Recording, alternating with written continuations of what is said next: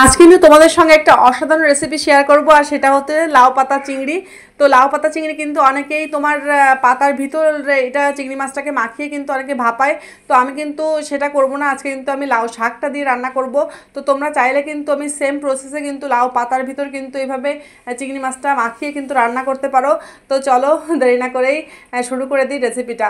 প্রথমে কিন্তু লাউ শাকগুলোকে আমি সুন্দর করে পরিষ্কার করে কেটে বেছে ধুয়ে নিয়েছি, আর তারপরে কিন্তু দেখতেই পাচ্ছ আমি চিংড়ি মাছগুলোকে কিন্তু ভালো করে ক্লিন করে নিয়েছি, আর এগুলো কিন্তু খোসা ছাড়িয়ে নিয়েছি। যেহেতু ভাপার কিন্তু আসলে যদি খোসাটা রেখে দাও তাহলে কিন্তু খেতে খুব একটা ভালো লাগে না, চিংড়ির ভিতর খুব একটা মশলা ঢোকে না, এই জন্য কিন্তু আমি খোসাগুলো ছাড়িয়ে নিয়েছি। তোমরাও সবসময় এই চিংড়ি মাছটা রান্না করার সময় ভাপানোর সময় কিন্তু খোসাটা ছাড়িয়েই করবে, তাহলে কিন্তু খেতে খুবই ভালো লাগে।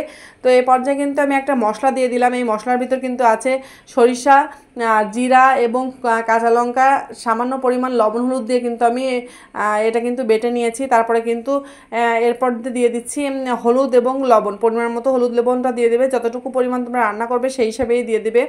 তো অনেকেই বলে যে হলুদ লবণের পরিমাণটা তো বললে না, এখন দেখা যাচ্ছে যে আমি যে পরিমাণ রান্না করেছি তোমরা তো সেই পরিমাণ রান্না নাও করতে পারো, এই কারণে কিন্তু হলুদ লবণের পরিমাণটা নির্দিষ্ট করে আসলে বলা যায় না।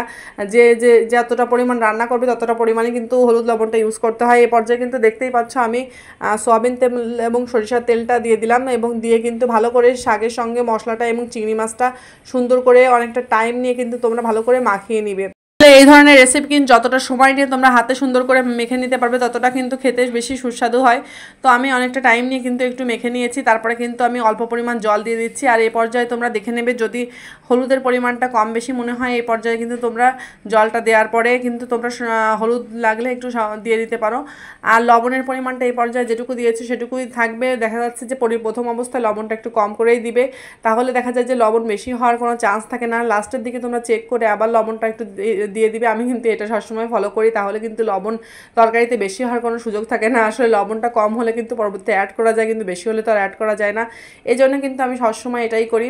তো দেখো আমি কিন্তু ঢেকে দিয়েছিলাম, ঢেকে দিয়ে কিন্তু কিছুক্ষণ পরে আমি উঠিয়ে নিয়েছি ঢাকনাটা। এই পর্যায়ে কিন্তু ফুটে উঠেছে আর শাকটাও অনেকটা সেদ্ধ হয়ে উঠেছে। তারপরে কিন্তু আরও কিছুক্ষণ আমি ঢেকে রান্না করে নিয়েছি।